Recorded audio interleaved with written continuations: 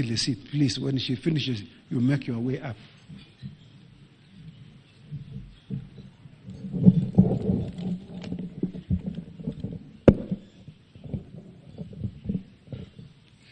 Your Excellency, the President of the Republic of Kenya, William Samoei Ruto, Your Excellency, the First Lady, Rachel Ruto, Your Excellency, the Deputy President, Kithure Kindiki, and Your Excellency, spouse of the Deputy President, Dr. Joyce, all protocols observed.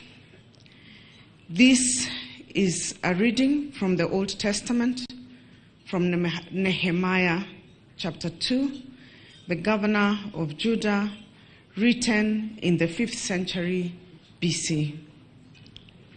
In the month of Nisan, in the 20th year of King Artaxerxes, when wine was brought for him, I took the wine and gave it to the king. I had not been sad in his presence before. So the king asked me, "Why does your face look so sad? And when you're not ill? This can be nothing but sadness of the heart." I was very much afraid, but I said to the king, "May the king live forever. Why should my face not look sad when the city where my ancestors are buried lies in ruins and its gates have been destroyed by fire?" The king said to me, "What is it you want?" Then I prayed to God of heaven, and I answered the king, "If it pleases the king, and if your servant has found favor in his sight, let him send me to the city in Judah where my ancestors are buried, so that I can rebuild it." Then the king, with the queen sitting beside him, asked me, "How long will your journey take, and when will you get back?" It pleased the king to send me, so I set a time. In due course, I went to Jerusalem, and after staying there 3 days, I set out during the night with a few others. I had not told anyone what my God had put in my heart to do for Jerusalem. There were no mounts with me except the one I was riding on.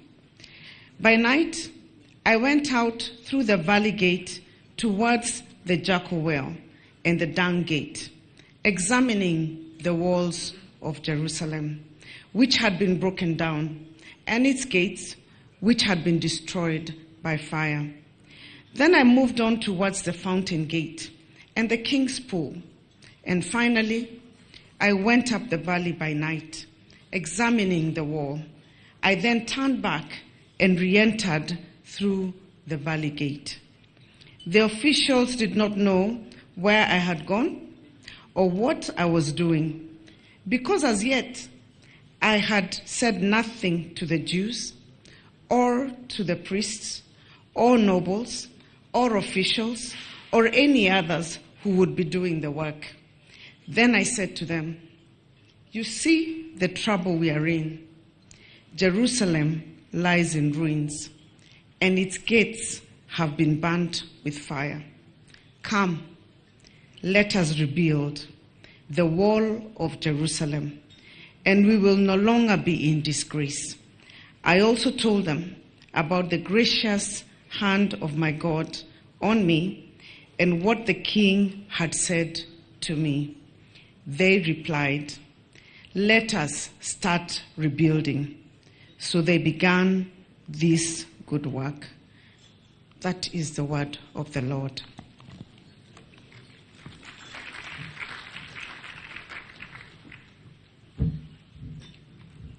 A round of applause again to Honorable Governor Waiguru. Thank you very much for that excellent reading. I'd like to request the